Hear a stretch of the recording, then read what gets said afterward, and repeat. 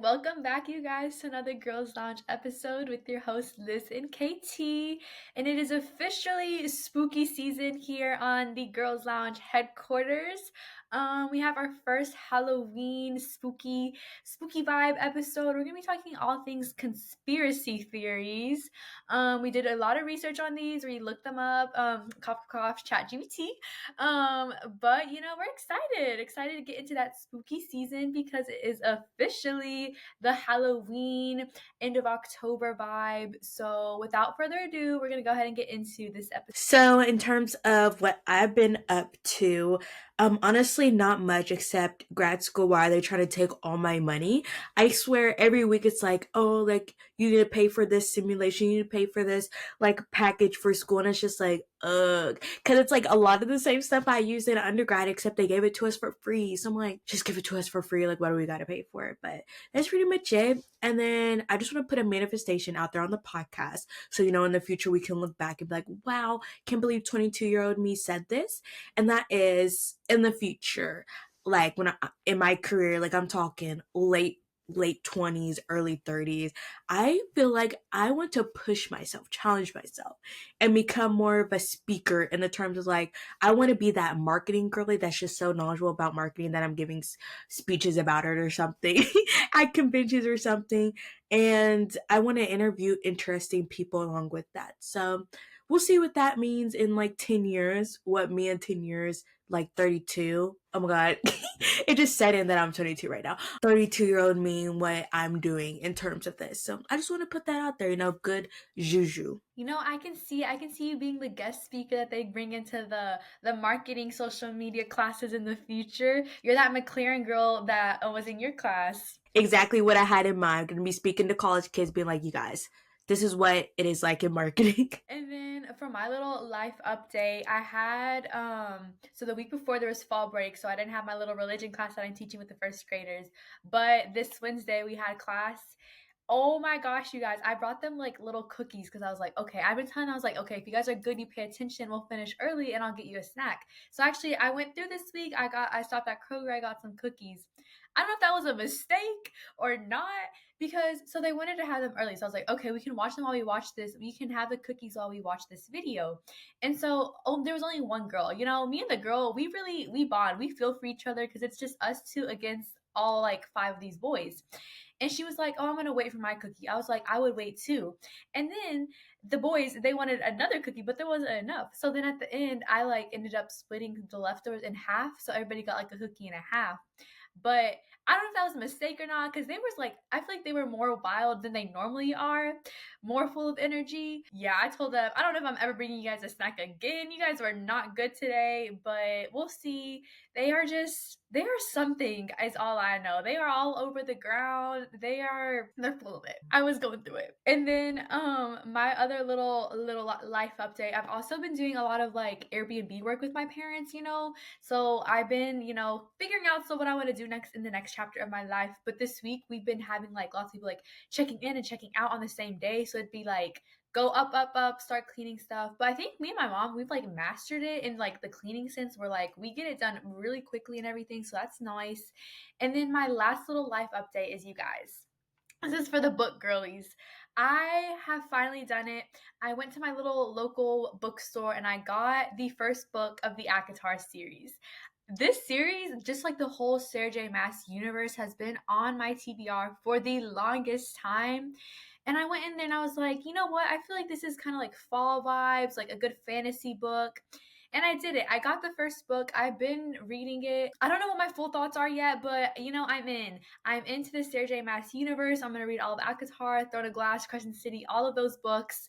It's very scary, but I've started and there's no going back now. Honestly, you might convince me to read it soon because I have the first book and it has been sitting on my TBR cart for literal years, I think, since I got back into reading. And it's just so intimidating because I know there's so many books left to follow. I do have the Crescent City series because I was listening to a YouTube video, like a booktube video, and it's like an urban fantasy. So it's like, yep, this is right up my alley. But then I learned soon after I bought the first two books that you should read ACOTAR before that. So I was like, great. So I really want to read that series, but I have to read ACOTAR first. And I'm just like, ugh.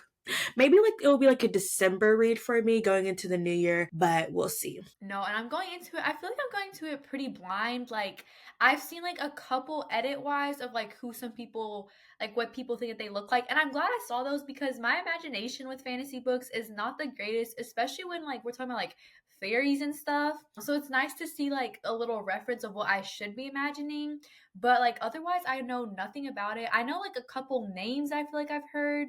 And let's say where I'm at in book one, I haven't heard of the names that I've heard of people talk about the most, but I'm going in pretty blind. So I'm excited though. And now on to our faves of the week. So my fave of the week is this podcast episode that I just listened to, and it's called How Much Free Speech is Too Much from the podcast The Gray Area with Sean Ealing. And it was a very interesting listen. It was kind of talking about the hypocrisy of, I guess, free speech as a theory and how kind of how we see in our political space, how the same people who are advocating for free speech are the ones that end up taking it away from you once they kind of become empowered. So it's just a very interesting listen and just talking about free speech in America versus other countries such as China. So it was a very interesting listen. And so, yeah, I would recommend it. I will be adding that to my podcast episodes for today. Sounds right up my alley. And then my favorite of the week is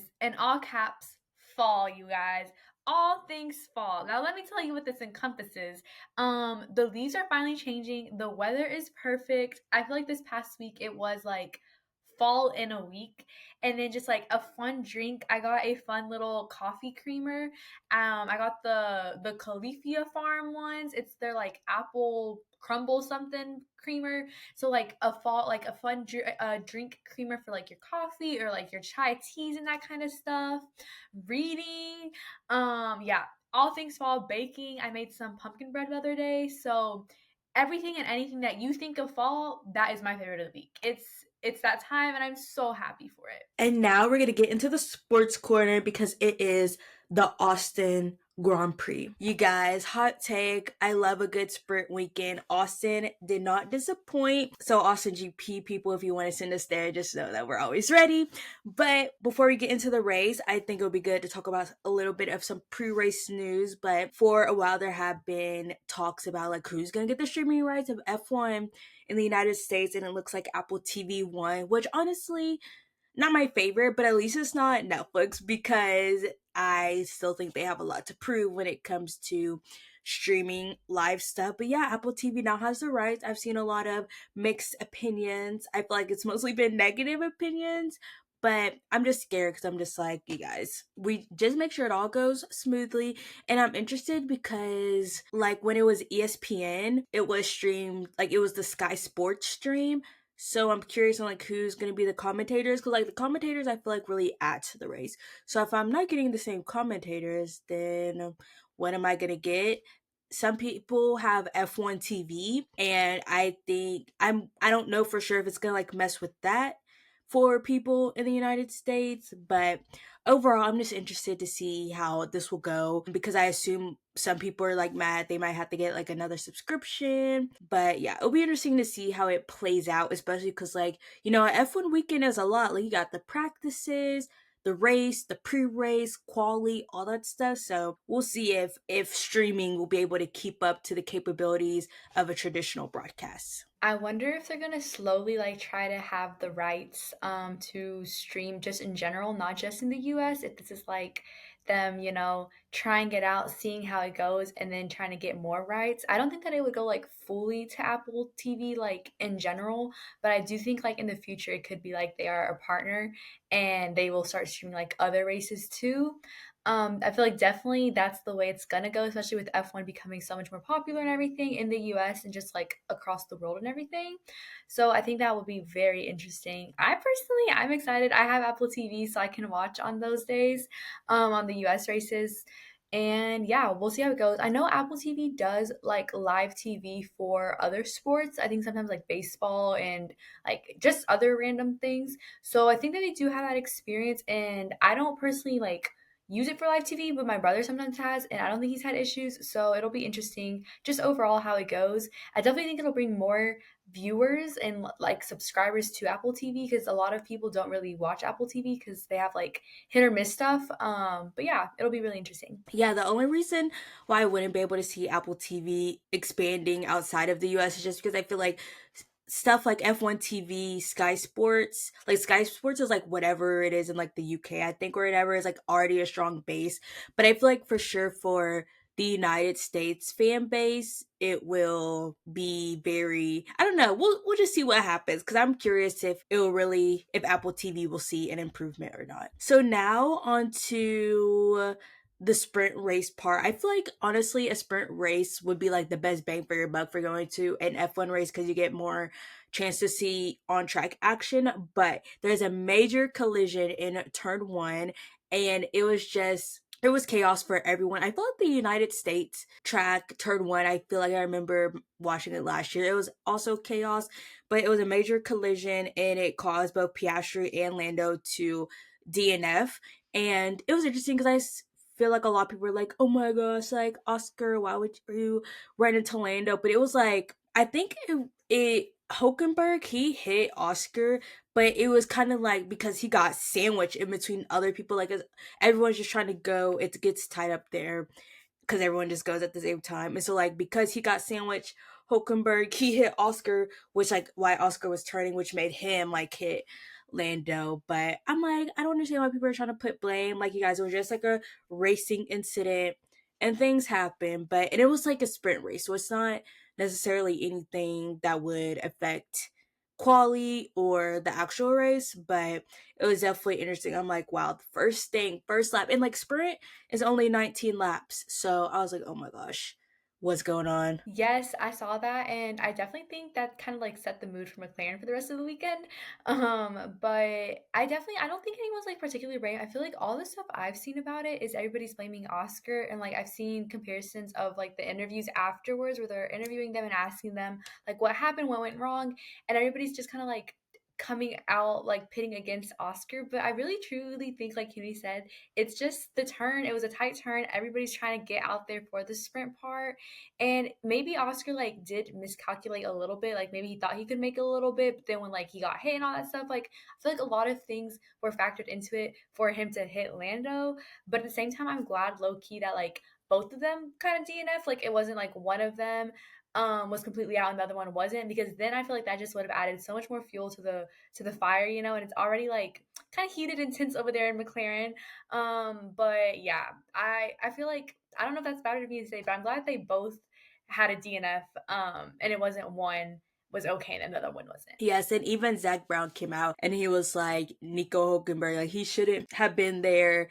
Like it wasn't the fault of Oscar. So I feel like everyone, I'm like, Lando is Zach Brown's favorite. So if Zach Brown's even saying Nico Hulkenberg shouldn't have been there, then that's that. So for quali, honestly, I have no notes. Low key, we was out and about during quali, so I missed the first. I missed Q1, but Q2 and Q3 I watched, and honestly, there is nothing very exciting to me. So nothing on quali. But for the race, overall, it was a pretty good race. We saw a lot of action, which this track always delivers in. So it was a really impressive race from Max. I thought honestly in the beginning that either Charles or Orlando were gonna overtake him, but he seemed to have a pretty good start. It was actually Lando had a good start at first, but it seems like Max was able to take advantage or find some pace or something and really just make up for maybe not getting away as fast as Lando. So it's like, wow. But now I'm a little stressed because Lando's in third, and I really going into the weekend, I was like, I would love to see Lando first place and both my Ferraris on the podium. Like that would be the dream, or one of the Ferraris winning, but that didn't happen. But it's okay. We still had good results. But and then also speaking of the Ferraris and stuff like that, Lando and Charles had a lot of battling back and forth racing, and it had me nervous because like there are some points they got a little close to each other, and I was like, please don't crash, you guys. We cannot do that. But it was really good, clean racing, did not hit each other.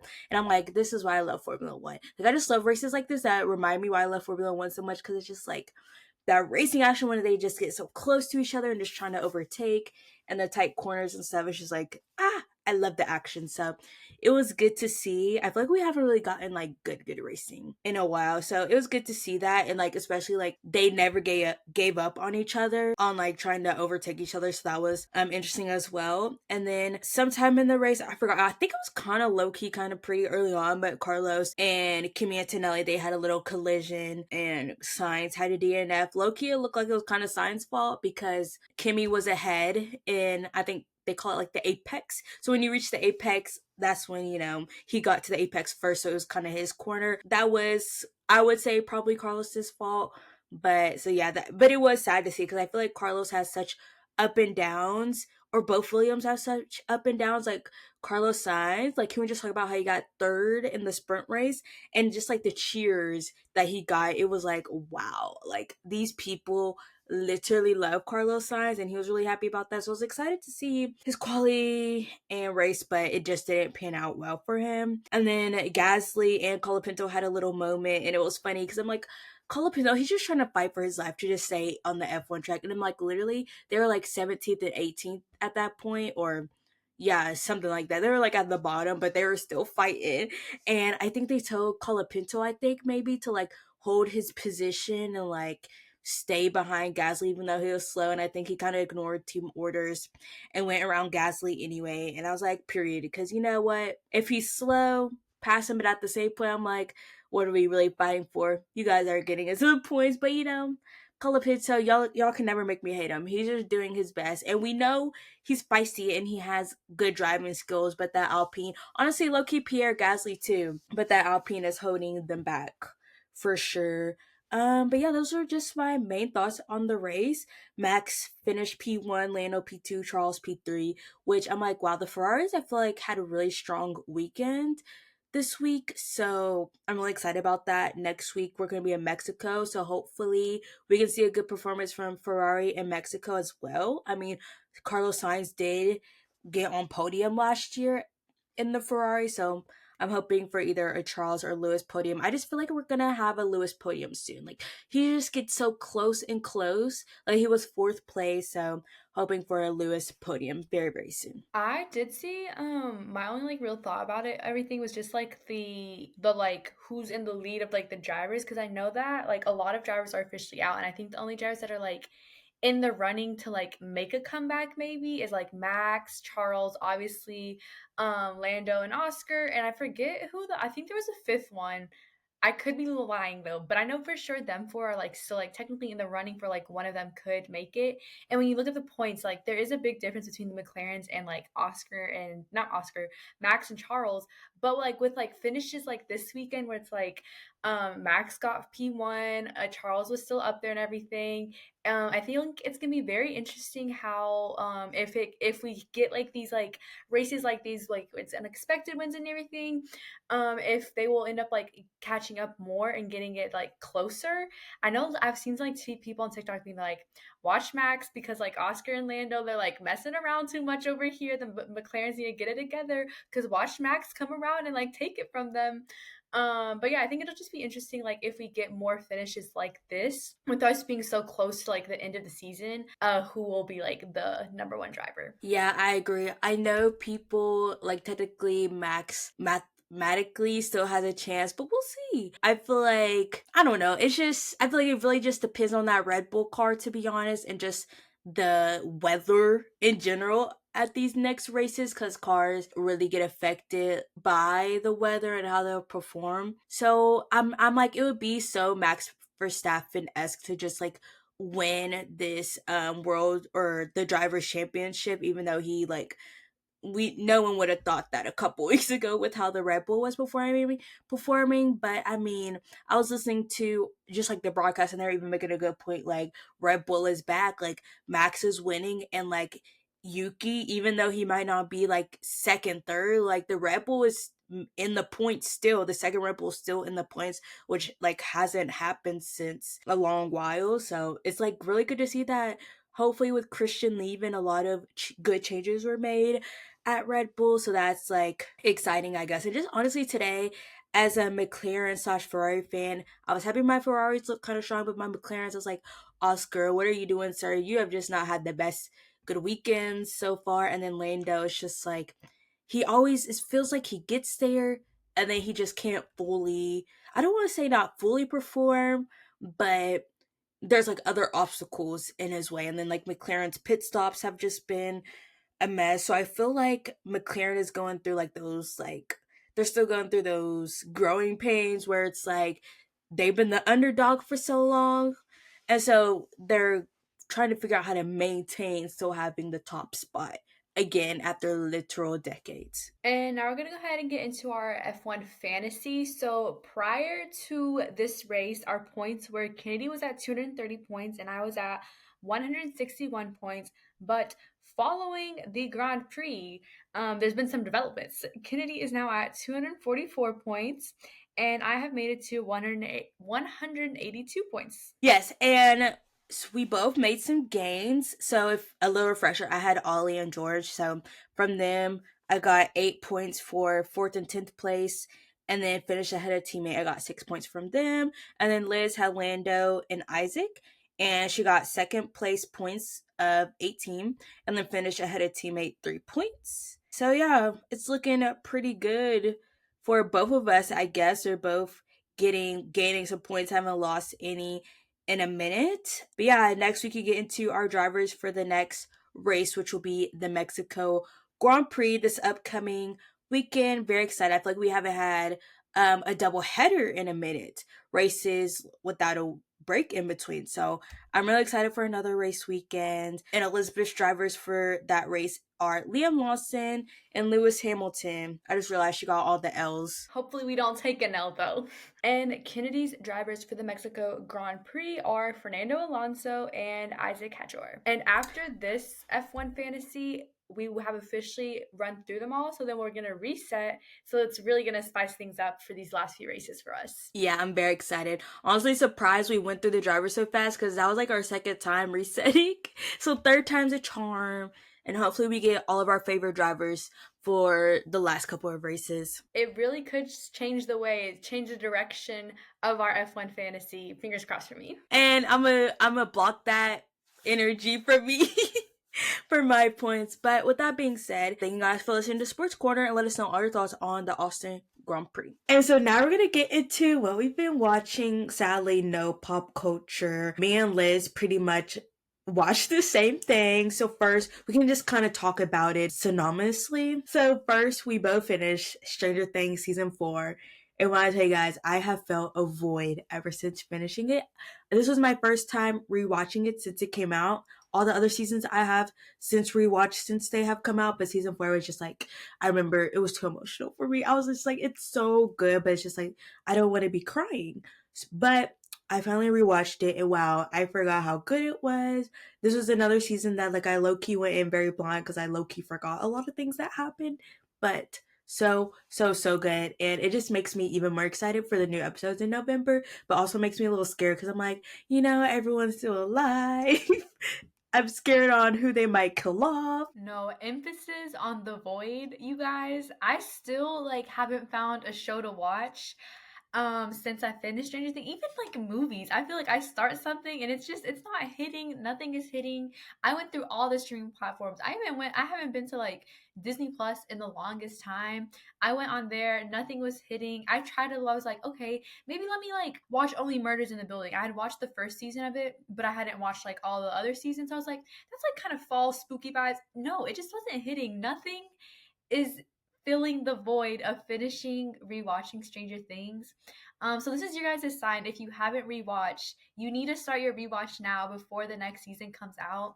And like Kenny said, I am so scared for some of these characters because everybody is alive. We didn't really. I mean, we lost like Eddie, and Eddie's death was like it was impactful, but we haven't lost any of our core group, and I'm really scared for that. And my For You page right now is all like edits of Stranger Things, but then it's also like me when it's time to open presents on Christmas Day, but Steve died, or like this person died, or like me and it's time to like eat Thanksgiving dinner and so died. Yeah, I'm really scared, you guys. Just know I will be going on absolutely, and I actually mean this because every time I say this, I always go on social media. This time, no. I am not going on any social media when these new episodes drop. I refuse. Nothing is getting spoiled, you guys. I'm gonna turn off all notifications on my phone, matter of fact. I don't even trust the news notifications. No, that part, Elizabeth feeling like she couldn't find anything to watch. I felt that because literally I tried to watch Wednesday. Yep, couldn't. I watched one episode. I was like, this is boring. Like, I need this. And then on terms of the theories, I think that it's either gonna be Will or Eleven dying just because they are like the only ones with a connection to Vecna. So hopefully Steve doesn't die. But it was funny because during season 4, I sent a picture of my tissues that were used during the last episode because I was literally crying at every single thing. You guys watching it, I don't know why I was so emotional, but I was just like, maybe because I know it's ending. No, you guys. Yeah, just know whenever it drops, we will be giving you guys full deep dives. We just won't be able to shut up about it. And yeah, we apologize in advance for the people we will become. That part. And next, we both have watched Love is Blind Season 9, episodes 10 and 11. When this comes out next week, it'll be the day that the weddings are posted. So I'm scared to see what's going to happen by the time this episode comes out. But season 10 and 11, one, I am not surprised Joe ended up not pulling through. Like, that man, he's been acting so weird since the beginning. Like, I knew he was not messing with Madison for real when they first saw each other.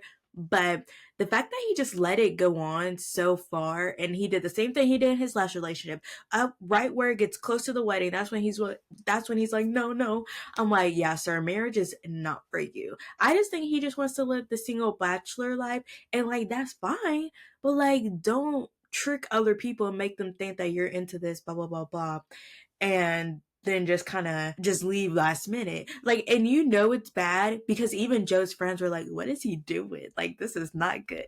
No, and that, and then even like Jordan, who's like, I feel like is his man. Like they're always like hee hee ha haing, you know. Even he was like, "What is he doing? Like, what is wrong with this man?" Yeah, that's how you know it was bad, and it was you knew it was bad also when like Nick Lachey's like asking them questions, you know, like, "Are you excited?" And then he gets to Joe, and it just gets like so uncomfortable in the room. I feel, and like even he does like Nick doesn't even know like how to veer off of this tension and just uncomfortableness that has overcome the room. Yeah, I am not at all surprised like Kennedy said too. He definitely he like likes he wants the idea of marriage, but he wants but he's living a bachelor lifestyle, and that just, you know, isn't going to intersect at all. And then just the fact his home, his little one bedroom. I don't know how expensive it is to live in Colorado personally, but that just gives like bachelor pad man who isn't. I don't know. He just. I cannot stand him. I was feeling for Madison honestly because, like Kennedy said, when they first like saw each other, we could like catch on that he wasn't into her physically, and then just for him to let it go on, literally into you putting on the outfit that you're going to be wearing for the wedding when back in Mexico, they were having that's when the issue started. So it's like, why did you let it go on this far? Yeah, he's just a bad person. And I don't understand how there is Joe defenders out in the world. I feel like that tells you enough if you are a Joe defender. We're not vibing. That part. And then also I actually like saw a spoiler for like this episode kind of, except I thought it was like the weddings. Like I thought one of these episodes were gonna be the wedding because I just saw a TikTok that was like, no way, Joe is in his truck right now. And I feel like in the previews they made it seem like Joe was like did this on the wedding day because I feel like they showed wedding clips, but now it was the tux fitting, and even during the tux fitting he was acting really weird as well. Like I know his friend asked something like, "Oh, like are you ready or something?" And Joe is basically like, "Oh, like I'm over this, like I'm done." Like basically like shut up, don't talk to me about that. Which I'm like, that is just so weird. I think Joe is just a very strange, odd individual, and I think it's good for him to be on the show because it shows every girl to stay away from him. No, that part. And then the fact that like he didn't even know, like he was not at all like in it mentally, physically, because the way he was like he didn't know, he didn't care is what it was. He didn't care like what color he wore, the pattern, like even like the like stylist girl that was like helping them, like giving them options, like he would just like shut her down. Like he was just like whatever, like it doesn't matter. Like yeah, I don't know why he even decided to go to the dress, not dress fitting, the outfit fitting, whatever it's called. Yeah, that just doesn't make sense to me at all. Yeah, he's just he is Joe. You know, he gives Joe with that. Yeah, and one last thing, I thought it was very telling how when after that we kind of see like Madison on the phone be crying, be like, "Oh, Joe left," and just him throughout all of that, just so emotionally detached. Madison's over there bawling, crying, can't even stand up at some parts because she's crying, and Joe's just like, "Yep, I don't know why I'm ending it, but I'm just not into it," and he's just sitting there watching her cry like he's a psychopath. Yeah, she had every right to be like, "Why you're just gonna sit there? Like you're not gonna like." Yeah, he. Anyways, and then another, couple that didn't make it through, Nick and Annie, and now this one, not at all Nick's fault. I feel like me, I feel like we caught it. We said she's gonna self sabotage, and then this is gonna fall through. And lo and behold, she self sabotaged. I don't. She was just like picking a fight with over anything. Like I truly don't understand what she was even like mad about, and I still don't understand. So I understand like fully. I am in like Nick's POV, and I'm like that makes sense. Like why you would run and like because he's always been. I feel like out of all the guys, he was the most like reassuring and like I'm in, type of guy with the relationship and everything. And then for her to always be like doubting him and like even like through the doubts too though, he would always be like I love you. Like he just wasn't like fully like at like he and I don't even think it was that he didn't see himself at the altar. It was just like he was a little unsure, which like makes sense, especially with this process. But through all those arguments, he'd always be like, I love you, like you're the one and everything. And then for her to continuously doubt him, yeah, I'm glad he stood on business and he left. I agree. It seems like Annie was definitely probably being hot and cold emotionally because I'm sure, like, off camera, she's like, oh my gosh, like, I'm so excited, blah, blah, blah. But then we also see, like, oh, like, I love you, but I don't think you love me as much as I love you. And it just seemed like she was trying to play a game that's like, you kind of like try to distance yourself and be like, well, I love you. I don't know if you do. Then for him to be like, no, like, I love you and just like really like be all over her. But it's like, girl, y'all are too grown to be playing games. And like Liz has said, like, Nick, like he was the most reassuring, he was the most in, and Nick even like ate her up because he was like, you think I don't love you, but I just took time out of my day to help you like with your salon. And she's the one that doesn't want to like kind of split times, or like she wants him to like move to Denver, like live with her more full time than being up in the mountains. Like he was planning on doing a lot of like sacrifices, and she just wasn't gonna do anything. Like she's talking about something, I molded my life around you, blah blah, like you can't end this. I just think sis wanted to get married. And I think Nick was like, this girl was not stable enough. Like she is being like very wishy-washy. She's just being very weird. Like honestly, if I was Nick, even though Annie's like I love you so much, honestly I would have doubts if she would say yes at the altar, because it's like, let's say we're at the altar, he says yes, but then she's like, I don't know, because I know how much I love you, but I'm not sure, like you're kind of pulling me back. And it was kind of weird how she was texting someone during the argument, and Nick called that out too. And I saw a TikTok that kind of zoomed in on the text, and I read it, and I'm like, so weird that you were like texting someone in the middle of the argument. And even Nick was like, well, if you're gonna be on your phone, then like I'm gonna leave. I'm like, period, because that's so disrespectful. Yes, and I really don't understand like what it is that she wanted to like have, or like how she wanted Nick to prove his love, because he's the one who's like Kenny said, he's the one who's moving, who's going to leave his like home and like come and live with her most of the time in her apartment or anything. And like from a house to an apartment, that's like just like the size of that's a very like big transition and everything, because you're like downgrading kind of. So I don't understand what it was that she wanted from him to like show her love.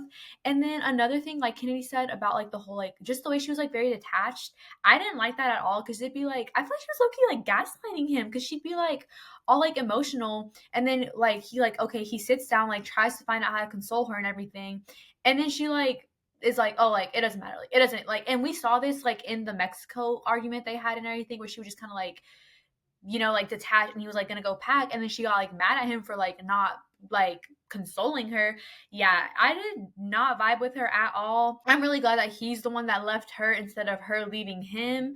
He stood on business, and honestly, I feel like he was kind of like a misunderstood character overall, because like I know that like he wasn't everybody's like favorite, and like he wasn't my favorite of the guys either, but he really did grow on me just because like the way nobody really understood his POV. Like if they had seen, I feel like the footage that we all saw, they would all be like, yeah, this girl's crazy.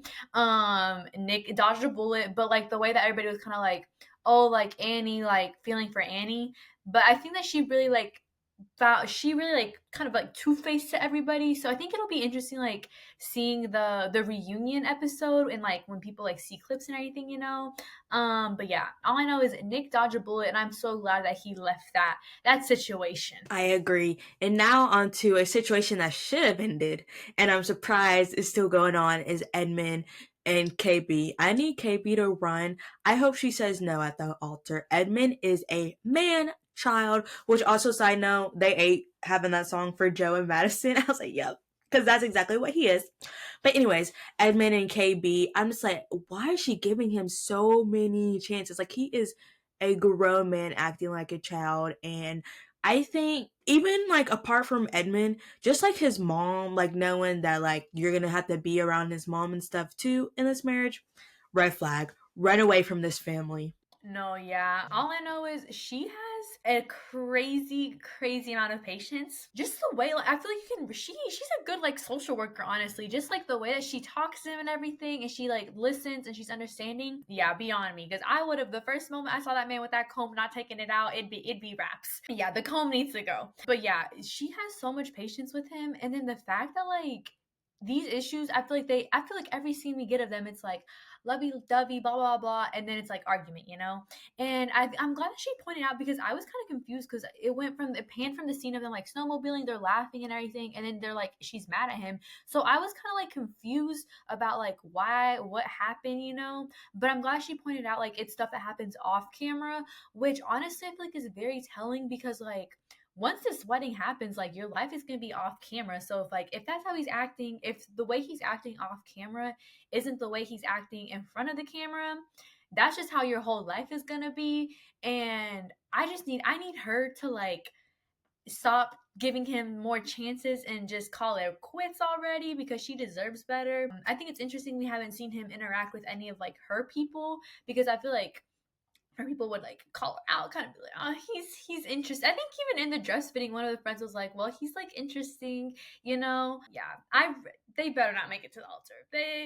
I'm praying for KP. Yeah, I love that she called him out about acting different on camera versus off camera. Because, like, period, like you're not gonna sit here and try to like paint this picture that's really not there. And I also was confused. I was like, wait, we're just having a good time. Why are we arguing? But then he did like apologize, but I'm like, and she like was receptive to that. But I'm like, but he apologized on camera though. So I'm just like, how genuine was it really? And then when it comes to the wedding, I definitely think that KB, I think she just really wants to be married. And I'm just like, no, girl, trust, you can do better. And yeah, her friends, she was like, one of her friends was like, yeah, he's unique, different. I was like, yeah, she doesn't like him, because that's something I would say. Like, you're just trying to be nice without saying, like, we really don't like this man.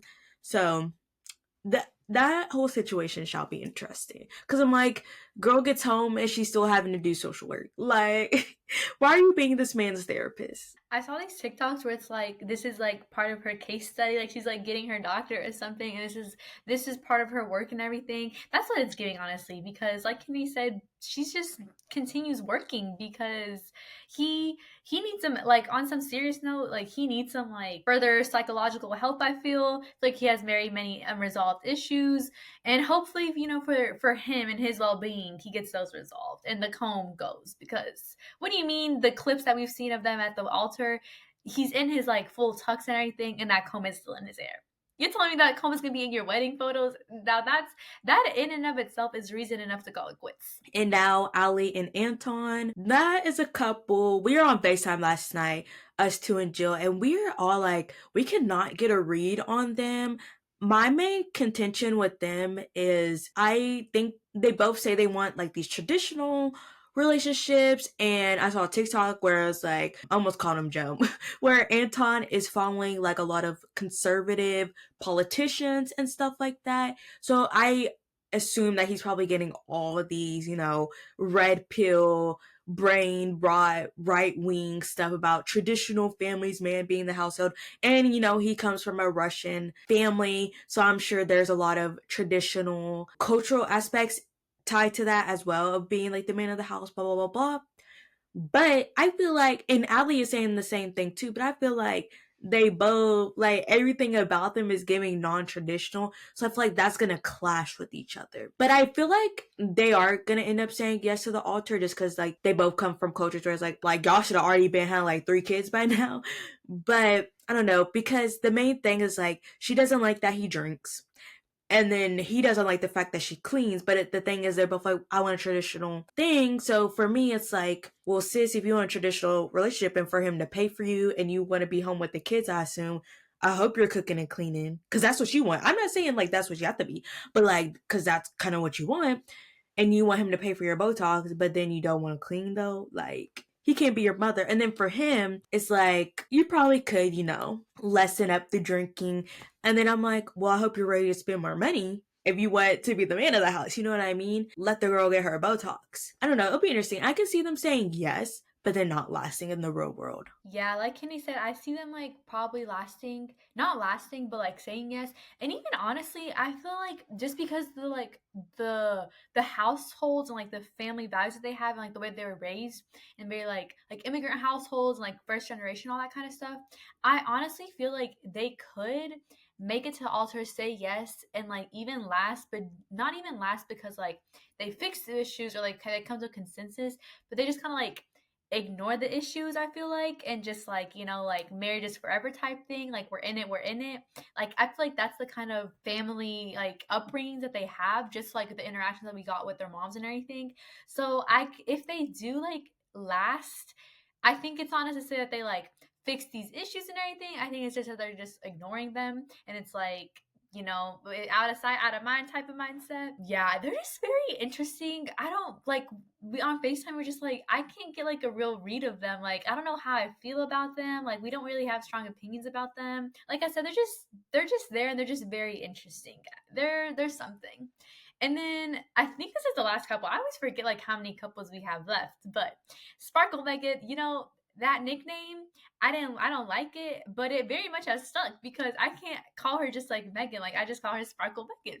But Sparkle Megan and Jordan, they scared me, you guys. They scared me with that last little kind of like build up that made it seem like an argument, a fight, that they was all gonna like break apart.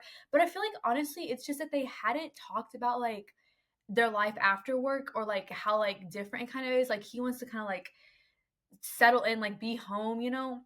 And since she's been home working from home, like she wants to like do stuff, like go out to dinner, get drinks or whatever. So I think it's honestly they just hadn't like had those conversations yet. It makes sense because like when you're living with someone for the first time, I feel like, and it's like your first time that you're seeing your schedules like mix and mingle and everything, it's kind of like you kind of have to like play it out for like a couple days to see like, oh, is this how it's gonna be like every day, or is this just like a one day type thing? So in my opinion, I feel like they just hadn't really had that conversation, everything, and it was the first time they were talking about it. I really hope that they do last, and it's not like this is what's gonna break the relationship. And the way the argument, I'm not even an argument, the way the conversation went, I feel like they saw each other's POV and everything, which was like what they kind of needed. Yeah, I agree. I feel like the discussion, conversation, argument, whatever it was just kind of like the typical growing pains you would expect when you're moving in with someone for the first time. Like he just had a long day at work. I can understand wanting some peace and quiet and just like wanting to decompress from the day. And then also, Sparkle Megan, she just, she's working from home, trying to do her own business. So like, she wants to, do tennis on Wednesdays at 10 a.m. or whatever Jordan said. And she just, because she doesn't have a kid, she lives more of a carefree life. But for Jordan, his life for like the past couple years have probably just been all about his son and work. So I can understand those growing pains. And I just think it's all about coming together.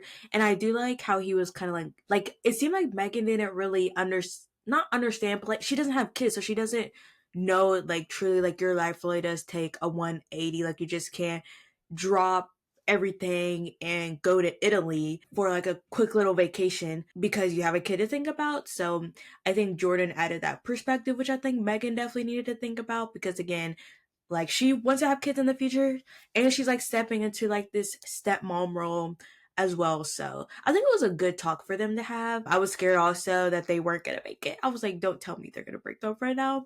Cause I feel like they're the strongest couple right now. But yeah, I feel like their different lifestyles as of now and financial would kind of be like their only issues because it seems like Jordan doesn't want to be a mooch. But like, sir, just let her take care of you. until you get to a point where you can kind of sit back and relax. But I can definitely see them working out for the long run as long as they just continue to communicate. And that is our Love is Blind episodes 10 and 11, 9 and 10. The latest two episodes that have dropped. That's our little recap. Like Kenny said, when this comes out, it will be the weddings. We are very nervous about some of these weddings. But yeah, you guys are gonna get our full little recap thoughts next week. And then the last show that we're watching is, of course, Dancing with the Stars. It was dedication night. You guys, these dedications, yeah, they had us feeling our feelings, especially Robert's. Yeah, that all the dances, all the contemporary dances I thought were so good.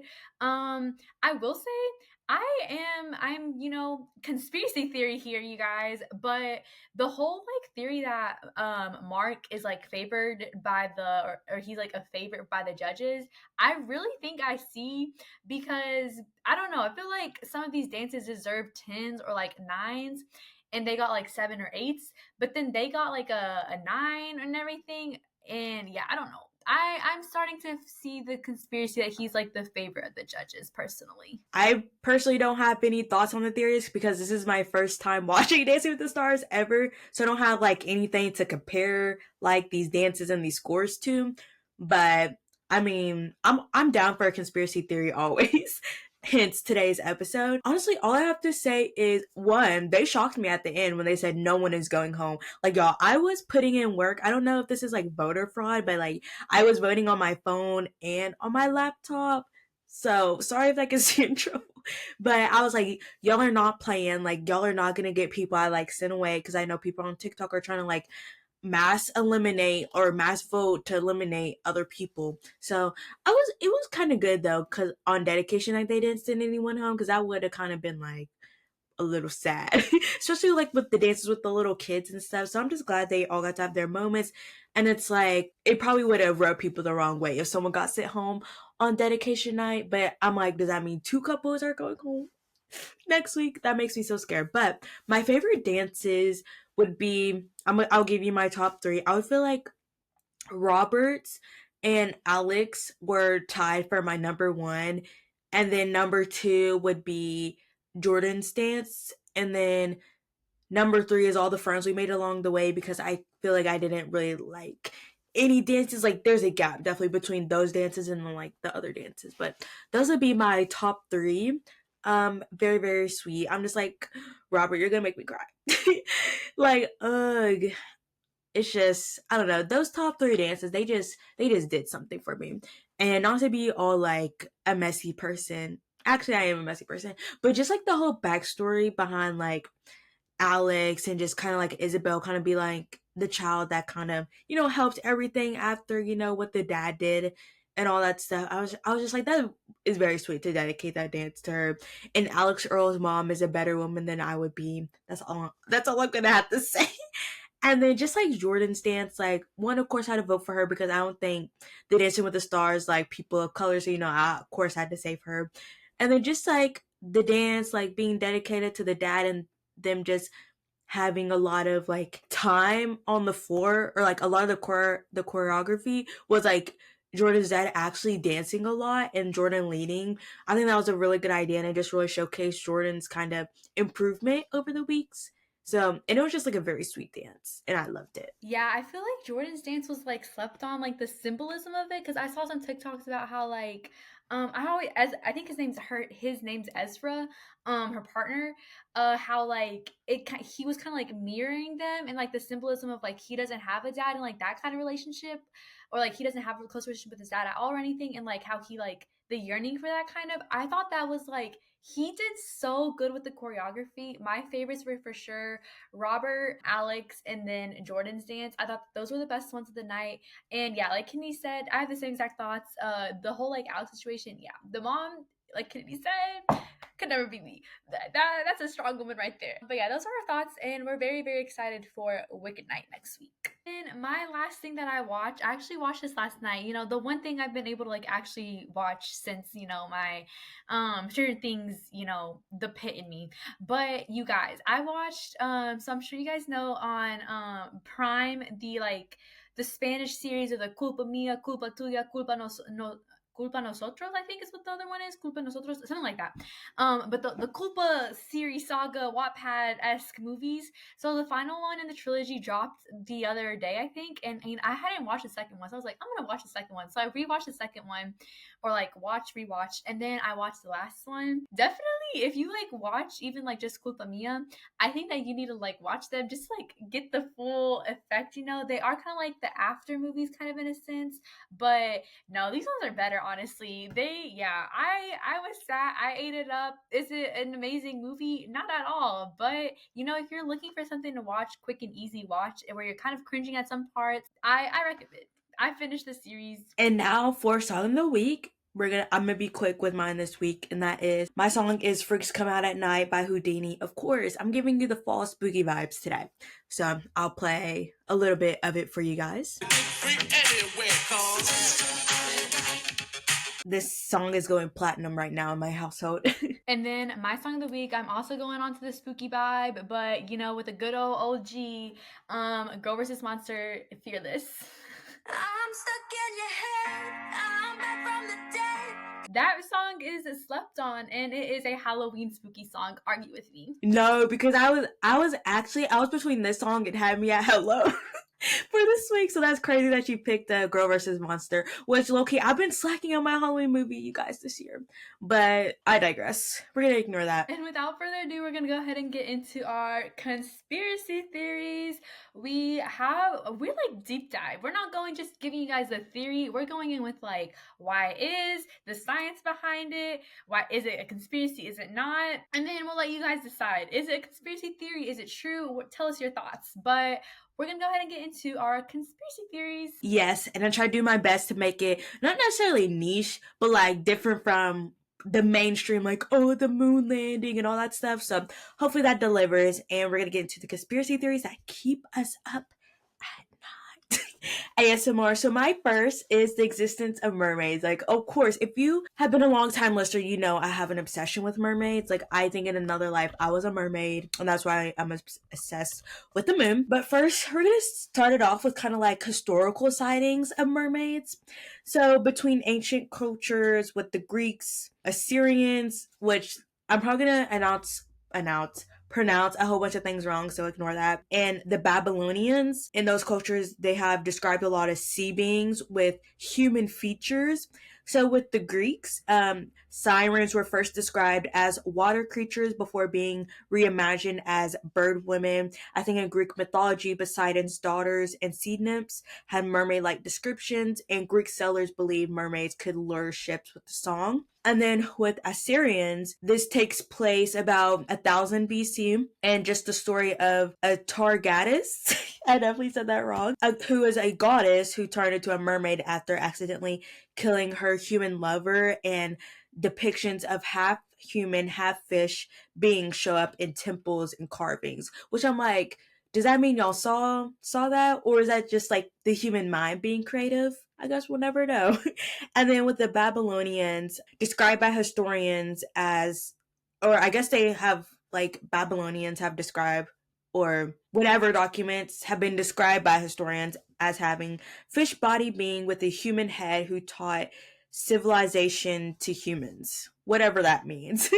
And then next, which not more recent, but in the terms of more recent to like world history of what is talked about in school, Christopher Columbus actually reported seeing mermaids in 1493 near the coast of Hispaniola. Don't know what that is. He claimed to see mermaids, but said they weren't as beautiful as they were painted. Suggests he saw something humanoid, not just a fish. So that makes me curious on like, actually, I'll say that thought for after I see the next day. And then pirates such as Blackbeard were reported to avoid mermaid infested waters. So this is around the 1700s. Blackbeard, he was a English pirate known for just his very ugly, intimidating appearance and the blockade of the Charleston harbor. But reports claim he avoided certain routes because his crew repeatedly saw mer people and believed they were omens. So it makes me curious on like, what were they seeing? You know what I mean? Because I'm like, I don't think there's really been any reportings of seeing mer people since then, like in modern history, from at least what I know. So I'm just curious on like what they saw because it's really like hundreds of years ago.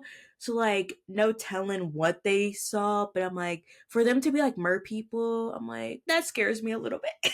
And then just in indigenous legends across Africa, the Caribbean, and the Pacific describe water spirits with human traits. So within the African region and Caribbeans, they have something called a mamiwata, a half fish, half woman water spirit said to appear to sailors and fishermen. In Japan, they have something called a Neo. Sorry for my pronunciation again. A fish human hybrid. Eating its flesh supposedly grants immortal life. In Inuit culture, they have Sedna, a part human sea goddess who controls marine life and is said to appear beneath ice. And then in Scotland and Ireland, they have Selkies, shape-shifting seal people who can remove their skins to become human. So, like, I wonder if, like, Christopher Columbus and all them, like, actually saw seals and maybe weird-looking seals, and they're like, these are mer people. And then just, like, the evolution and science behind it. I have heard about this one before, but just the aquatic ape hypothesis. Some believe a branch of early humans evolved in water, leading to webbing, breath control, and body fat distribution. And then just like the ocean is 95% unexplored. So who really knows what really exists in the deepest of darkest of the ocean? And honestly, that scares me to know what's down there. I don't want to know. And then just kind of more recent ish, just claimed evidence in modern reports. So there was a little fake reporting story in the 1800s, the Fiji mermaid hoax. I'll like put a picture up on the screen. If I remember, some believe that this could have really been a cover up or distraction, but the story is these sailors found this mermaid allegedly in the South Pacific and sold it to P.T. Barnum. It was publicly labeled a hoax. And the picture is kind of like a skeleton with a monkey torso and a fishtail. Very freaky looking, but some believe the real artifact was swapped out to discredit the find. So, don't necessarily know the history on why they would want to cover it up. Probably to keep like it becoming like a whole commercial thing and freak shows happening, but who knows. And then the next thing is something I personally watched back in the day, but it was the 2012 Discovery Channel documentary mockumentary about mermaids, and it made people think that the real footage was hidden.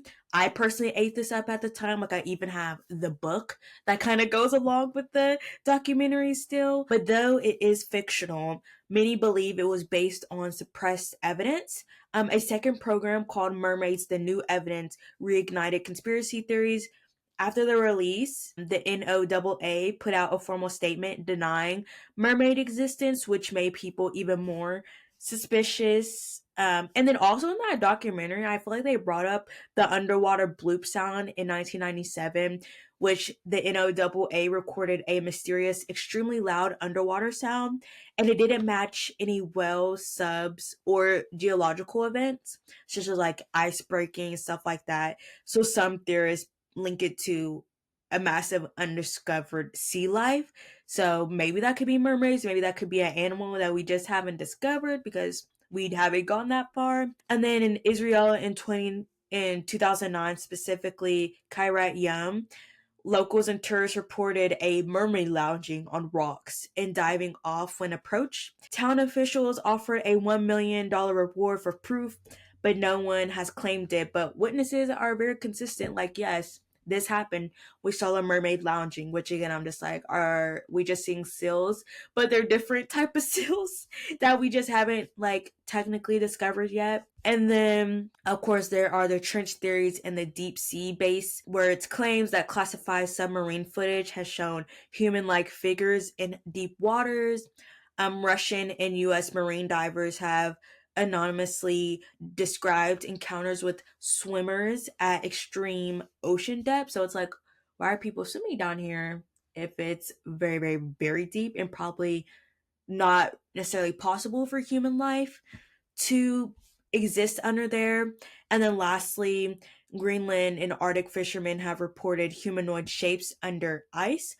Fishermen have reported pale skin, hair covered sea forms under ice. Some have described webbed hands or long fingers. And then lastly, on the mermaid angle are some conspiracy or government and conspiracy angles. The NOAA randomly put out a statement, the statement that I put out earlier, that there are no evidence of aquatic humanoids, which made people more suspicious because it's like, why is this randomly just out there? And some people think that the government hides these mermaid encounters for research or military reasons, and that oil companies want to silence the discoveries to avoid backlash, and that mermaids could be tied to Atlantis or censored ancient texts. Now, my idea on this is, in my girly world, I'm just gonna believe that mermaid exists, but at the same time, my realistic side is like, maybe it's really just animals that look different that we haven't, as a human species, have really founded them. Like, we haven't really said like, oh, like this is a species. Like, we haven't really discovered them, so we're just seeing weird stuff. That I wouldn't be surprised that there are creatures down there that are more human like, but they're not human. Just how like we see monkeys that act very human like, but they're not human. So I assume there's a underwater version of that. I was so intrigued with like the different sightings, and I saw in like our outline, Kennedy's, the picture of like the skeleton that ended up being fake. Before you said it was fake, I was like, oh my gosh, that it looks like very like realistic, but like scary realistic. So I'm glad that was fake and it wasn't real, because that would have kept me up at night. But yeah, I think it's really interesting with mermaids, just the fact that like 95% of the ocean, like, we don't know. Like Kennedy, I think it's like an animal or something that we don't know, and we're kind of like calling it mermaids because it's like what we think mermaids look like. If there is like mermaids or like a mermaid equivalent though, I feel like they're scary looking. I feel like if you guys have watched like Harry Potter or like the Pirates of the Caribbean, like the sirens and everything, how like they look nice to like lure you in, but then like they are like monsters and they got like sharp nails and sharp teeth and like they scream and everything. That's how I would imagine them, like if they're actually down there. I think that they would be not like the Mako mermaids, like all fun and pretty. No, I think they'd be terrifying. But I'm leaning more towards it's like an animal or something that we don't know, and it's kind of like mermaid shaped or whatever. But I wouldn't be surprised, honestly. And I was thinking, like, when before you brought up like the Atlantis and everything, like what about like the cities that are like lost underwater and everything? Are they connected to the mermaids? But yeah, those are my thoughts on the conspiracy. Yeah, my last thoughts on the mermaids is like, I feel like the most convincing evidence is kind of like the reports from back in the day when we don't have like all the hoopla and stuff that we have now. Cause like, what was Christopher Columbus seeing? Like, he has no incentive to be like, oh, like I saw a mermaid, like there's no necessarily like fame, news reports.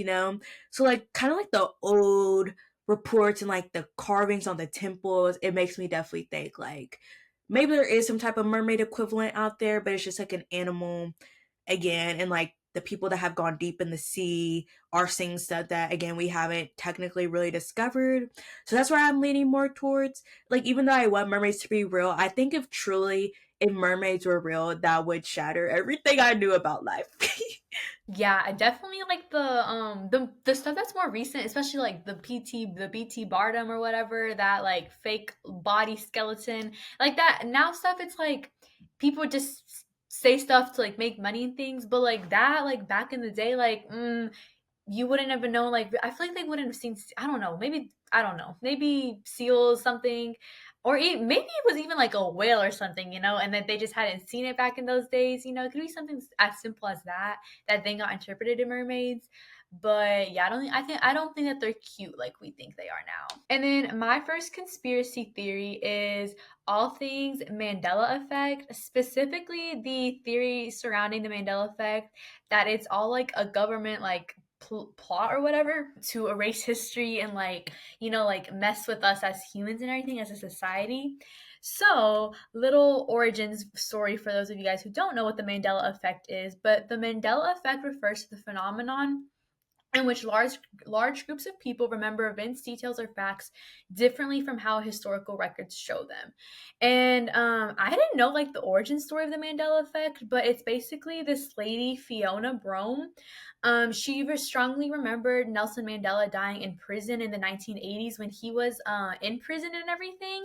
But then it's actually that he didn't die in prison, but he actually died in 2013, and he became president of South Africa. So it's like, how did she thought that like he died and everything, but then he didn't die. He like escaped. He didn't escape prison. He was let go of prison. He became president, and he died in 2013, which is like way later from the 1980s. And she basically shared this online of like, I thought that he died in prison or anything, and a lot of people, like a astounding amount of people, were like, I thought he died in like 1980s in prison too. And then that became known as the like Mandela effect, hence like the name Mandela and Nelson Mandela. So that's where the term originated from and everything. And so now anything that someone like remembers as being different from like what's actually shown in like records or like photographs or videos or whatever, is now referred to as part of like the Mandela effect. So some like famous examples of the Mandela effect. One of the most famous is in Star Wars, where Darth Vader tells Luke that he's his father. A lot of people, including me, swear that the line was, "Luke, I am your father," but the actual line is, "No, I am your father." He doesn't say his name, Luke. And then another one is the Bernstein Bears. So a lot of people think that it was spelled Bernstein with at the end with a EIN, but it's actually Burstein with AIN. So that's like another one of those ones. I thought it was Bernstein with the EIN, but also that could just be like pronunciation. I think that might be one of those ones, but anyways. And then another famous one is the Monopoly Man, the little like Monopoly figure man. A lot of people swear that he has the monocle, like the little eyeglass thing, but he actually never has that in official like depictions and images and everything. He doesn't have the eye thing. So that's another one, a famous Mandela effect example. So now I'm gonna go into like some of like the more like sciencey, psychological, scientific explanations for the Mandela effect. So one of them is just false memory and confabulation. So our memories aren't perfect replays of events. The brain sometimes fills in gaps unconsciously, and then that becomes a confabulation. So then when it fills in the gaps unconsciously, you don't realize that that happens, and then that's what you believe to be true. So people may create or alter details in memory without realizing it, especially when recalling old or fuzzy events. And then another scientific explanation is suggestibility and misinformation. Once someone suggests something as a fact, it can implant a memory. So then you start thinking of that as fact, as that have always been like a truth. So seeing someone else remember a certain detail can nudge your memory. So like, and you can be like, oh wait, yeah, like you're right. Like I totally remember that happened. And that just like your brain filling in those gaps and everything. Another explanation could be memory reconstruction and blending. So your memory isn't a static recording. Each time you recall, you reconstruct, and you can inadvertently introduce errors. So kind of like when I thought of this as like when you're telling a story and everything. If you're watching on YouTube, I apologize for me moving all over the place today. But I thought of it as when you're telling a story and like you tell a story multiple times, and then you kind of like add in details and you start believing those things as truth. And then another one, just social reinforcement. and then like social media and everything, how like constantly things are being thrown at you, so you start like forgetting and making things fuzzy. So it all kind of like blends in together, and just like your mind is subconsciously filling in things. And then so now into the conspiracy theory of it all. The first explanation is that there is parallel universes. I thought of this as like Marvel and then like all the universes and everything. But basically it says reality merged with another timeline. So you remember version A, but now we're in version B. So there's just different versions and everything. So like the Monopoly Man in one version or one timeline, he has the eye thing, another one he doesn't, and another one he has, I don't know, a microscope or something. But then another conspiracy theory with that is simulation glitches, and it's that we live in a simulated universe, kind of like the Matrix. And the Mandela effects are glitches that the system changes a texture and some people notice it. And then another one is time travel tampering. I had never heard of this with the Mandela effect, but it says someone went back in time and changed small events. The changes rippled into present day reality, but the memory lagged. So now into the theory, the other one, the other conspiracy, which is the main one, that the government is testing reality manipulation. So it's the Mandela effect is a government test. They're running psychological ops to see how much they can alter before the public notices. So that's why they do like little small details, like a game board, like Monopoly. Like you won't really notice that, or like a line in a Star Wars movie. Small things, so that then later on they can do like big things. Like I don't know, maybe they erase COVID or something. But it says the Mandela effect changes are low stakes edits, so like logos, brand names, and minor historical facts to measure resistance. If people accept these small changes, what else could they get us to forget? Possible tools of manipulation are the digital archive tampering, so changing like Wikipedia, news, film. There's oh my gosh, oh my goodness, algorithm, I can't say it, algorithm, that word, but like a little different. The control over what we see and remember, so like Google and TikTok and like social media. Memory manipulation via media, so replacing films and like little lines, control of education content and rewriting the school curricula, and then psychological disintonation to truth distortion. So yeah, those are all of the Mandela effect, government plot, ploy things. Honestly, I can buy into it. I'm gonna sound crazy maybe, but I can see it being true. And it's always gonna be like those little small things, because I swear some of them I'm like, no, like I swear, like the Star Wars one, I he said, Luke, I am your father. And then like you go back and you watch it and it's like, no. But also I know like nowadays with a lot of like TV shows and stuff, they'll like go in and like edit things or like change scenes. So like I think of like the most famous one, 13 Reasons Why, where they like kind of like make the whole like suicide thing, like they like don't show it as graphically as they did originally. So if it's that easy for them to like do that with those things, I definitely feel like they could do it with like they've been doing it with other things maybe to without our knowledge. I don't know. But then also it's like that's a lot of work to go in and change like small things like that that really have no effect on anyone. But if the conspiracy of it is all true, that's just the beginning, and then it's gonna escalate. But that's the whole Mandela effect conspiracy. Yeah, I definitely that's definitely one that I buy into a little bit, especially like the government part of it. Like that wouldn't surprise me at all, especially like with Stranger Things. Like that show was like like in the beginning like it is based off of, like stuff that happened in real life with the government trying to like test kids and stuff. So I wouldn't not be surprised at all if the government was trying to like alter our media in some way. I mean, we can already kind of see that happening now. Maybe not in the Mandela effect way, but it's just like, yep, I would not be surprised that y'all people in the government doing all that. And then also like I didn't even watch Star Wars, but I feel like the Luke I am your father was such a like a historical moment or like a thing in pop culture. So it's like, what do you mean it's not that? And also the Bear Stain Bears. I mean, I don't really know how I'm pronouncing it. I feel like that just might be me being from Kentucky and just saying things. But that was another one. Like I think it's Stein or whatever. Like wait, how do I don't even know how to say it. Burn the bear stain.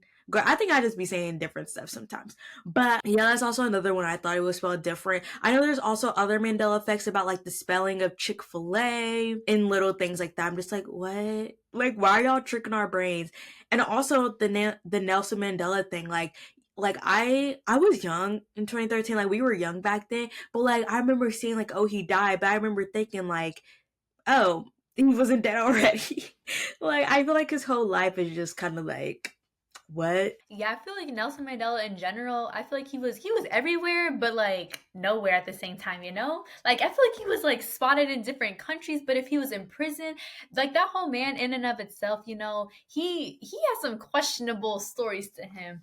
But yeah, I'm like I just wonder like how like Kennedy said, like I think the Stranger Things thing is like a good example of like these like we see it in like TV shows and stuff, but like is it actually happening in real life and everything? And then I just wonder like when's the point where like they start altering like bigger things because I or have they already started altering like bigger things and we just won't know until like later on. Like when we're like our parents' age and everything will be like, wait, but like when I was alive back then, but like is it gonna be like that?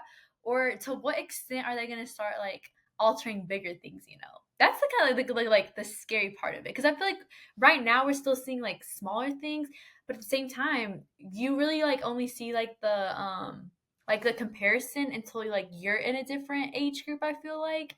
So it'll be interesting. I feel like maybe we'll have to do like in the future a part two to this. Are we living in it or not? Yeah, we'll see it by the time Trump's done with his presidency.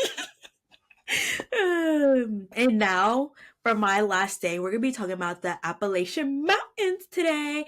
And we're specifically going to be talking about cryptids. And I'll explain more what that means because I didn't know what this meant either. Like, I've seen it, but I didn't realize, like, what I thought a cryptid was like one thing, but it's not. It's like multiple things. And I was going to put pictures in, but they were a little scary. And I was like, I can't put those in. So just look up what these things are that I talk about later are if you are just so curious. I don't know. Some might be on the thumbnail. We'll see. But anyway, so we're going to talk more about the Appalachian Mountains. Now, I will say there is a difference between like the mountains and the trail. Like, I think some states are more of like the trail aspect. Like, the trail is like a specific thing, and then like the mountains is like the full thing. And like some states have like only the mountains. Some people only have like kind of like the trail part. I think Kentucky, the part that comes through Kentucky, we have kind of like the mountain and the forest vibes of it all. So a little fun fact, I guess. But about the mountains, so Appalachia is made up of 423 counties across 13 states and spans 206,000 square miles from southern New York to northern Mississippi. The region's 26.4 million residents live in parts of Alabama, Georgia, Kentucky, Maryland, Mississippi, New York, North Carolina, Ohio, Pennsylvania, South Carolina, Tennessee, and Virginia, and all of West Virginia. And I think a part of it too also kind of starts a little like starts in like Canada or something. Like a little bit is in Canada too, I believe. So just like the lore behind it, and like why it is so like why is it home to a lot of paranormal legends is because it's ancient.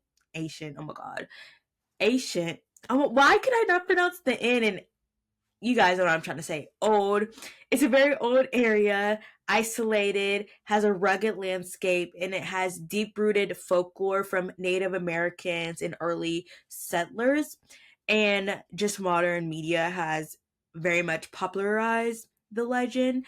And there are like kind of some rules if you're ever in the Appalachia mountain area. Like if you hear your name called, don't answer, never be in the woods from dusk till dawn, and do not whistle or sing in the woods. I'm sure we have all seen that. So now I'm telling you guys about the cryptids. Now, what is a cryptid? A cryptid is basically a creature whose existence is claimed but not scientifically proven. People report seeing them, but there's no solid evidence, so they're often part of folklore, myths, or modern legends. So some famous examples are Bigfoot, the Loch Ness monster, things of that sort. So now we're going to talk about the first cryptid that has been spotted allegedly in the Appalachian Mountains, and that is the Mothman, specifically in the Mount Pleasant, West Virginia area between 1966 and 1967. So the sightings began in November 1966 near the TNT area, which was a former World War II munition site. So the eyewitnesses report that they saw a large humanoid figure with wings and glowing red eyes. Some said it chased cars, hovered in the air or stood silently watching from the tree line. And there was a strange coincidence along with it.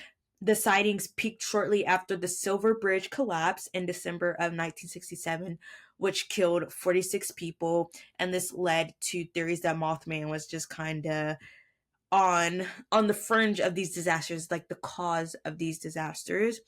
And just some additional stories related to it. Locals reported seeing strange animals, unexplained lights in the sky, and dogs barking at nothing. Some even claimed that the Mothman appeared near homes before tragedies. And then next is the Appalachian Bigfoot slash Sasquatch. I picked this one because allegedly the general areas of where this is cited is dense forest in Kentucky, Tennessee, West Virginia, and surrounding states. So the most notable story about the Appalachia Bigfoot is in the 1970s, a hunter in West Virginia reported seeing a massive bipedal figure clearing a cross a clearing slash leaving footprints over 18 inches long, and his dogs ran away in fear. Other reports have just been hikers have told stories of hearing heavy footsteps following them, seeing shadows between the trees, and finding scratches on trees or large nests of bent branches. And just some of the local lore is that some Appalachia communities have claimed Bigfoot has been around for generations and warning people not to wander too far into certain valleys. And now this last one is like a new one I haven't heard of. I just learned this in my research. Something called a snallygaster, which is allegedly seen, I think, in the Maryland slash Kentucky border and just in the Appalachia region in general. But the origin started from German immigrants, I guess, that came over in the 1700s, and they described it, this monster or whatever, as a dragon-like flying creature with sharp teeth and a long beak that attacked livestock. Some sightings in 1909, multiple farmers reported seeing a winged creature swoop down and kill chickens and goats. They described it leaving claw marks on barns and flying like a shadow. Some legendary traits, it is said to have metallic teeth and glow in the dark. Some stories claim it could carry off humans or children in earlier folklore.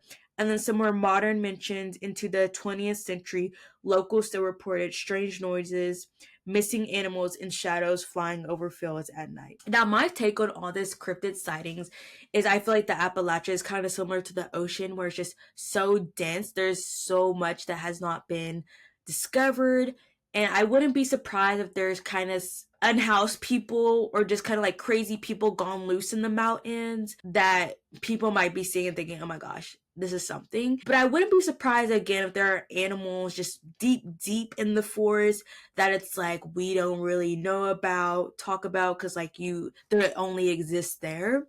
So I wouldn't be surprised if that's kind of what is leading these legends, or just, crazy stuff happens at dark in the mountains. I assume like you're in very remote rural areas in the Appalachia region, so it's like, I mean, hey, I believe y'all. I'm not surprised that there's some weird stuff in them woods, and that's why I don't go there. uh so yeah, I think it's very interesting, especially if like multiple people are saying like, yep, there's this thing. I wouldn't be surprised again if there's just some weird creatures. I don't necessarily know the percentage of like how much of these mountains are like discovered, because I'm sure there's parts of it where it's like it's just so dense and just so much that like it's probably hard to get to. So I wouldn't be surprised if there's creatures that kind of wander out from those parts that we haven't discovered, and then it's like people see them and then just kind of make up these stories as the years go on. But I thought it was very interesting, and I swear the Appalachian Mountains are like my new like hyperfixation right now. I was looking up pictures of what these like looked like as you told your story, and I think the scariest looking one is the first one, the cryptids or whatever. Because like the Sasquatch one, I'm like, okay, that looks like what we think Bigfoot looks like. But the first one, it has like horns, like Mothman or something. I think you called him. Yeah, that one looks scary. I'm not gonna lie. Like the face of it, it kind of reminds me of like in Narnia. What are they called? The centoids, the one that like helps them, that's like kind of like has the He's like half, like his bottom half is like a donkey or something. Yeah. yeah, and he's like the scarf, like him. it kind of looks like that, but like creepy because it has like horns and like its mouth and everything. Yeah. But honestly, like when you start talking about then like the humans, I can kind of see how it could be like human esque, you know. And you know, in the Appalachian Mountains, I feel like it's a lot of like people that don't really like leave the Appalachian Mountains. Kind of like I know if you guys know about like the Blue family and like the incest and everything. So there's a lot of, like incest and like that kind of stuff there. So I wouldn't be surprised if it is like Kennedy said, like lots of like many generations of incest and everything, and then you know like those kind of like mutations and everything, genetic wise. That's why they might look like human, but also like not human. And then just the fact they're like out there like in the wilderness and everything, you know, they might act like animal like or something. I don't know, but I think that that's more what it is. That's all I'm gonna tell myself because that first one does look kind of scary. Like I don't know, you guys should look it up, or maybe we'll insert a picture or something. But that one is the one that I would be like, that I need to stay away from that. It literally looks like a little demon. And I just looked it up very quickly on like how much actually of the mountain range is discovered. And it says it's very far from being fully discovered. So I wouldn't be surprised if there's some weird stuff hiding in there. That's kind of crazy to think about that like the mountain range hasn't been discovered that much because you know it's the mountain range like runs through like there's towns and cities nearby, you know, like it's not like it's the ocean. So that's kind of like not concerning, but is a little like off-putting that like that hasn't even been discovered yet, like fully. And then my last conspiracy theory is all things Denver International Airport. I've seen this like a little bit, but I haven't like looked into it too much. But basically, little backstory: the Denver International Airport, which like you can like go to, like it's an actual airport, it's up and running and everything. But this airport has a lot of like a lot of details about it that invokes the conspiracy nature. So this airport was opened in 1995, and it's when one of the like it's one of the biggest airports. And some of like overall, I'll give you like the overarching conspiracy, and then I'll like deep dive into it. But overall, people think that there's like secret underground bunkers. There's a lot of like creepy art and symbolism, and also like the structure of the airport, the runway shape of it all. And then yeah, so now I'm gonna go into like the details of it. But basically with like the underground bunkers and like the tunnel network, there's underneath there's subterranean facilities that are secret bunkers is what the conspiracy is for elites. There's like hidden labs and tunnels connecting to like Colorado Springs or other like hidden complexes. And then with that, like the theory has like multiple like branches of theories, but people think that those are like going to be like bunkers for like apocalyptic use stuff for like elites to go in and hide, or that there is already like testing and stuff going on. I kind of imagine like the way it's described, maybe because I'm all things Stranger Things right now, but like the lab, the Hawkins lab, that's kind of like what I would envision of it being like. But basically, it's the idea that like what's underneath and everything, because of the way that the airport was constructed, the way that the airport was made, I don't know the words here, the terminology, but underneath that there's bunkers, and it's like why is there bunkers and stuff, like why is there, and it's not just like bunkers, but it's the tunnels and everything that lead and like what's going on down there that gives like a dystopian like vibe and everything. And then a lot of like the murals and symbol art, symbol sim I cannot speak, you guys, I'm so sorry, the symbolism with the artwork.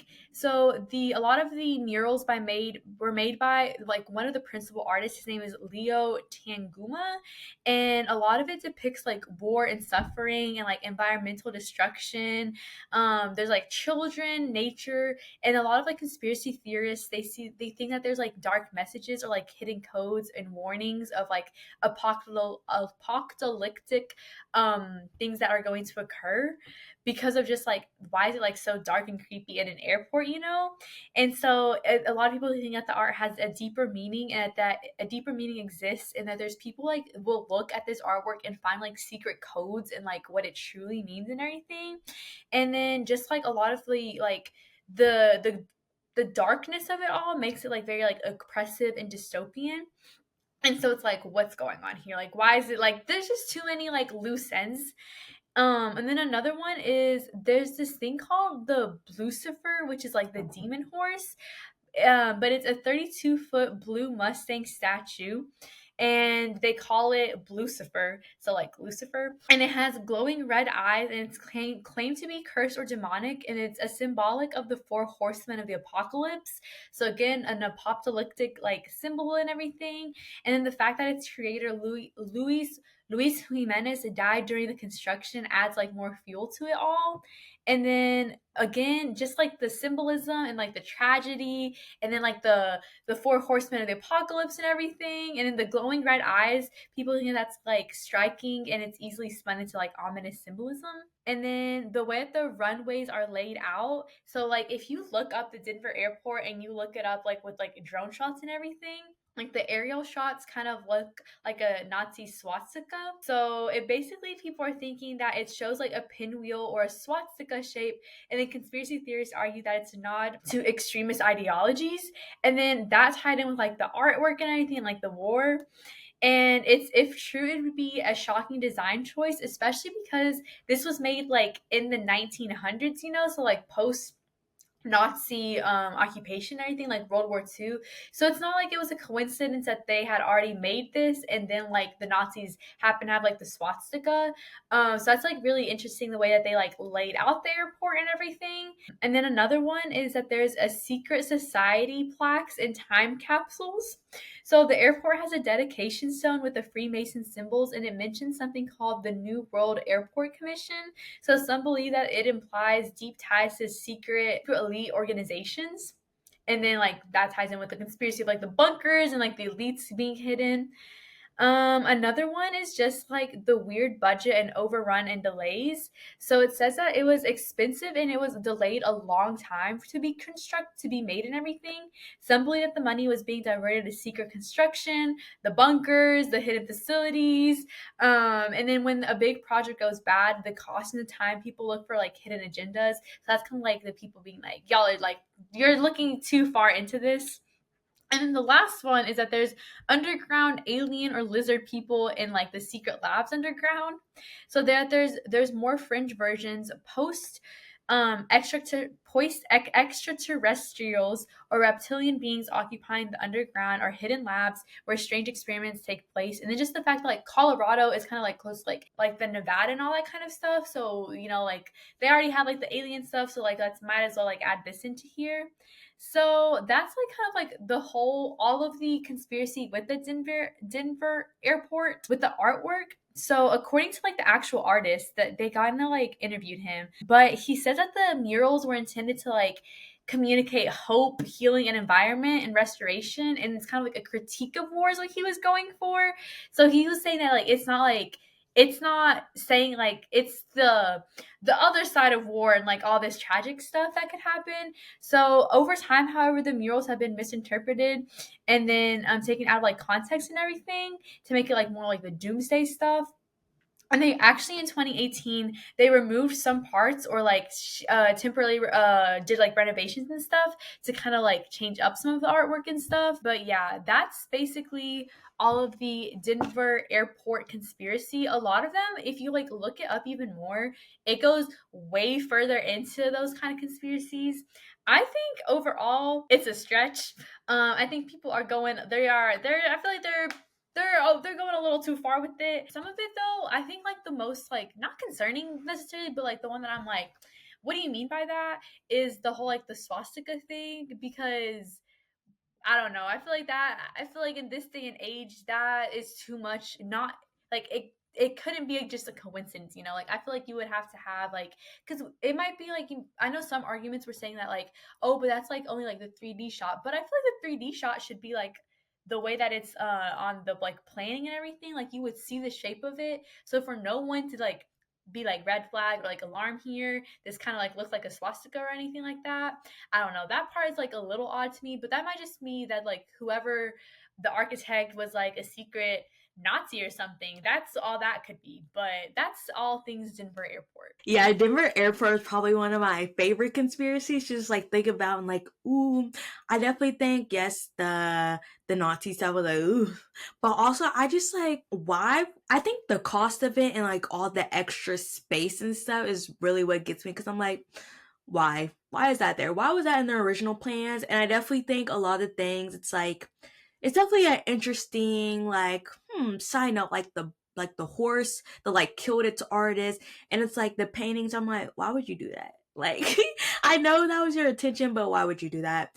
And just like the connection, I wouldn't be surprised because I'm pretty sure or actually, I can't remember, but maybe like the Freemasons or something might have like helped with like building it or like funding it and stuff. So like I wouldn't be surprised if like some of that like was true. Like they wanted to create these underground bunkers and stuff under the airport. But I've just heard like there's just so much empty space that is just not used at that airport. And I'm just like, so like build on it, make it better. I don't know, like actually use that space. I don't believe in that lizard people stuff, but I'm like that's a little right wing territory, scary. But yeah, I definitely do think a lot of the things are kind of like, that was an interesting choice. Like, why is that there? Yeah, I think like with the swastikas and I've heard the bunkers.